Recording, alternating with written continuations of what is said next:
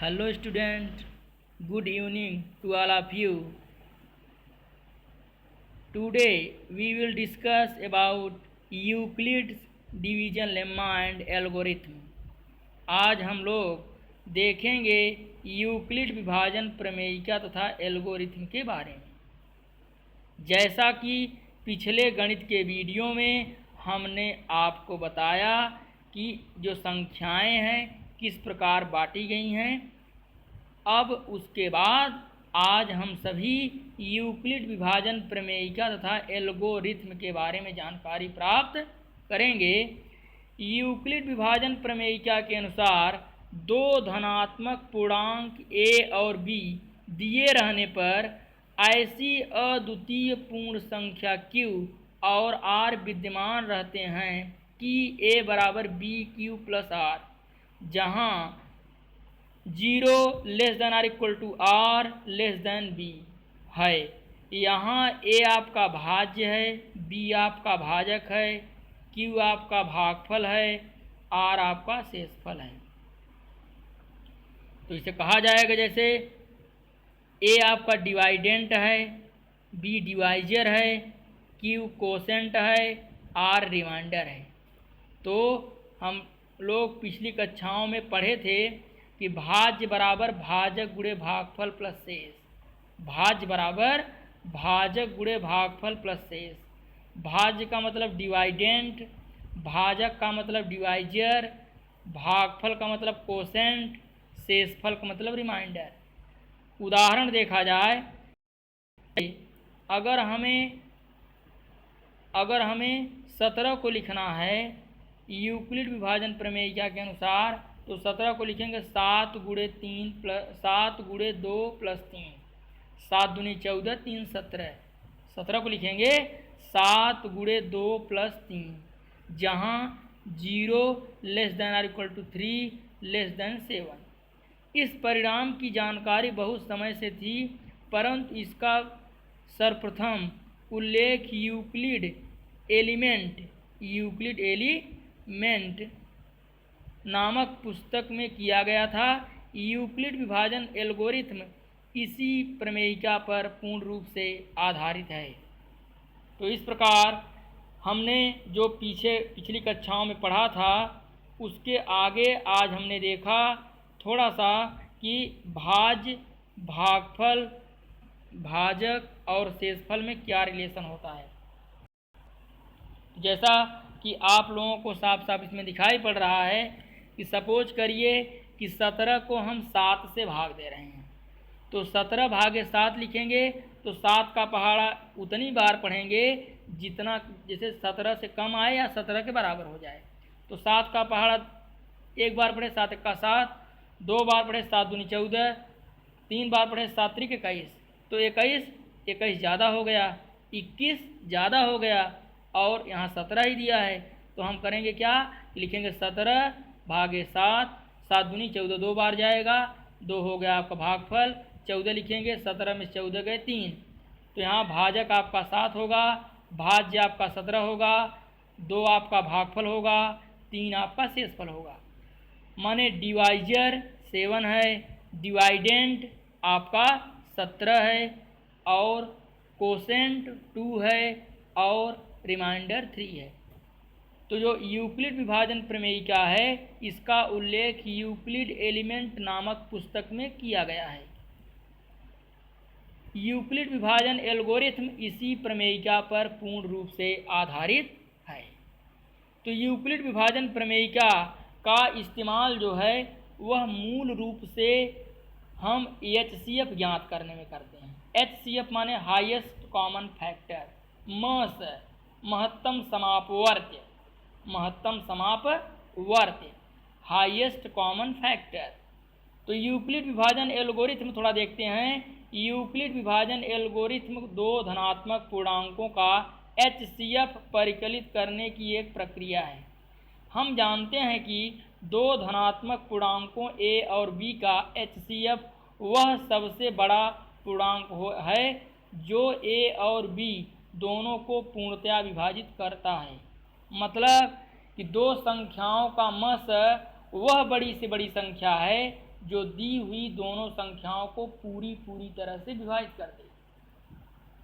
दो संख्याओं का मस वह बड़ी से बड़ी संख्या है जो दी हुई संख्याओं को पूर्ण रूप से विभाजित कर दे। तो आप देखेंगे भी कैसे निकाला जाएगा। हम निम्न चरण का इस्तेमाल करेंगे। पहले देख लेंगे ए और बी में कौन बड़ा है। अगर ए बड़ा बी से है तो ए भागे बी करेंगे, फिर कोसेंट आएगा, फिर रिमाइंडर आएगा, फिर रिमाइंडर से भाग करेंगे जो आपका डिवाइजर है, डिवाइजर को फिर रिमाइंडर से भाग करेंगे। फिर ऐसे करते करते जब तक कि एकदम छोटा ना हो जाए, लास्ट वाली संख्या से जो विभाजित होगा वही लास्ट वाली संख्या आपका कहलाएगा HCF। चरण नंबर 1 देखते हैं। ए और बी के लिए यूक्लिड विभाजन प्रमेयिका का प्रयोग करके Q और R इस प्रकार ज्ञात करते हैं कि A बराबर BQ plus R, 0 less than r equal to R less than B हो। चरण नंबर 2 में करेंगे। यदि R बराबर 0 आ जाए तो B पूर्णांकों A और B का HCF होगा। यदि R नॉट इक्वल टू 0 है तो B और R के लिए यूक्लिड विभाजन प्रमेयिका का प्रयोग करते हैं। चरण नंबर 3, इस प्रक्रिया को तब तक जारी रखते हैं, इस प्रक्रिया को तब तक जारी रखा जाएगा जब तक शेषफल शून्य न आ जाए। तो जिस अवस्था में शेषफल शून्य आएगा उसी जगह देखेंगे कि भाजक कौन है, भाजक कौन है। मैं कल वीडियो इस पर बना दूंगा कि यूक्लिड विभाजन प्रमेयिका की सहायता से दो संख्याओं का मस या हाईएस्ट कॉमन फैक्टर कैसे ज्ञात किया जाएगा। टिप्पणी देखा जाए तो यूक्लिड विभाजन प्रमेयिका एल्गोरिथम को केवल धनात्मक पूर्णांकों के लिए ही प्रयोग किया गया है, परंतु इसे सभी पूर्णांकों शून्य को छोड़कर के लिए लागू किया जा सकता है। उदाहरण के तौर पर मैं छोटा सा एग्जाम्पल लेके चलता हूँ। सपोज करिए आपके पास 8 दिया है और दिया है 36, 8 दिया है और 36, 8 और 36 दो संख्याएं हैं। 8 आपकी छोटी संख्या है, 36 आपकी बड़ी संख्या है। तो 36 भागे 8 कर देंगे तो 8 का पहाड़ा पढ़ेंगे 4 बार, 8 चौक 32 हो जाएगा। तो 36 में से 32 गए 4। अब 8 में 4 से भाग देंगे, 4 लिखेंगे, भाग का चिन्ह लगाएंगे, बीच में 8 हो जाएगा और भाग देंगे तो हो जाएगा 4 दूनी 8, कट जाएगा तो 4 आपका हो जाएगा मस। कक्षा 5 में भागफल विधि द्वारा जो आप लोग मस निकालते हैं वही यहाँ दिया है, बशर्ते चरण नंबर 1, चरण नंबर 2, चरण नंबर 3 तब तक करते जाएंगे जब तक कि रिमाइंडर 0 न हो जाए। अगर रिमाइंडर 0 नहीं हो रहा है तो लास्ट में देखेंगे कि किस संख्या से किस भाजक से भाज्य विभाजित हुआ है, किस भाजक से भाज्य विभाजित हुआ है वही भाजक आपका दी हुई संख्याओं का मस हो जाएगा। तो इस प्रकार आपने देखा कि 36 और 8 का मस 4 है, 4 ही मस है क्योंकि 4 से 8 भी कट जाएगा और 4 से 36 भी कट जाएगा। तो 36 और 8 का लस हो जाएगा, मस हो जाएगा 4। 36 और 8 का मस हो जाएगा 4। तो इस प्रकार यूक्लिड विभाजन प्रमेयिका वही है जो कक्षा 5 में आपको भागफल विधि द्वारा मस निकालने के लिए बताया जाता था। लेकिन थोड़ा सा यहाँ लिखना पड़ेगा, बार बार भाज्य बराबर भाजक गुणे भागफल प्लस शेष, भाज्य बराबर भाजक गुणे भागफल प्लस शेष, जब तक शेषफल शून्य ना आ जाए।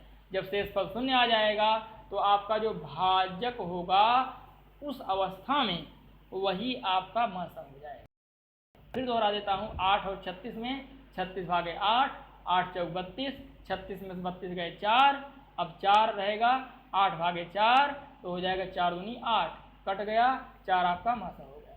तो 36 और 8 का मस 4 ही है। तो इस प्रकार यूक्लिड विभाजन प्रमेयिका की सहायता से हम 2 संख्याओं का, हम 3 संख्याओं का, 4 संख्याओं का मस बड़ी आसानी से निकाल लेंगे। लेकिन बार बार वही आपको लिखना पड़ेगा, ए बराबर BQ प्लस R। ए माने भाज्य, बी माने भाजक, क्यू माने कोसेंट माने भागफल या भजनफल, आर माने रिमाइंडर शेषफल। तो भाज्य बराबर भाजक गुणे भागफल प्लस शेष, भाज्य बराबर भाजक गुणे भागफल प्लस शेष, यह बार बार लिखना पड़ेगा। और जिस अवस्था में आपका रिमाइंडर 0 हो जाएगा उसी जगह आपका जो वो भाजक होगा वही दी हुई संख्याओं का मस होगा, यदि दो संख्याएं हैं तब। अगर तीसरी 3 संख्या दी गई है, पहले 2 का निकाल लेंगे, फिर जितना मस आएगा फिर वही प्रक्रिया तीसरे के साथ करेंगे।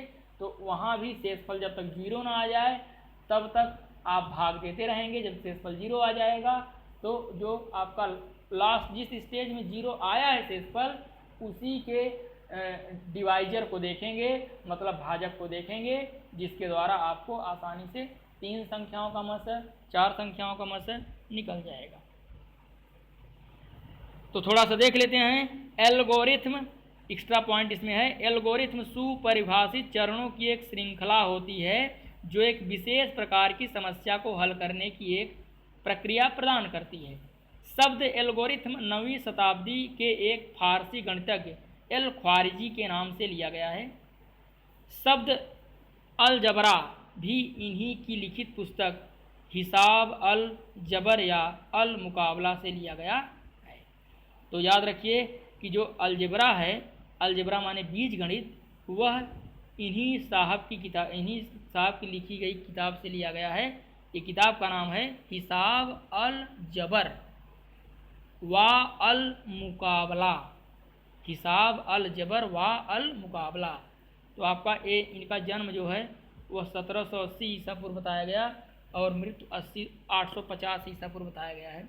मुहम्मद इब्न मूसा अल ख्वारिजी, इनका पूरा नाम है मुहम्मद इब्न मूसा अल ख्वारिजी।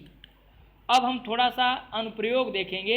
यूक्लिड विभाजन प्रमेयिका का अनुप्रयोग कहाँ कहाँ होता है, किस प्रकार हम अनुप्रयोग करेंगे और किस प्रकार इसका प्रयोग करेंगे, वही आपका अनुप्रयोग हो जाएगा। एप्लीकेशन इसका देखना है, कहाँ कहाँ यह लागू होता है, कहाँ कहाँ यह लागू होगा और किस प्रकार हम क्वेश्चन को सॉल्व करेंगे, तो इसके बारे में जानकारी प्राप्त हो जाएगी। बहुत बहुत धन्यवाद। इसमें अगर किसी प्रकार कोई दिक्कत हो तो कमेंट के माध्यम से अवगत कराइए और अपनी समस्या का समाधान प्राप्त करिए। धन्यवाद।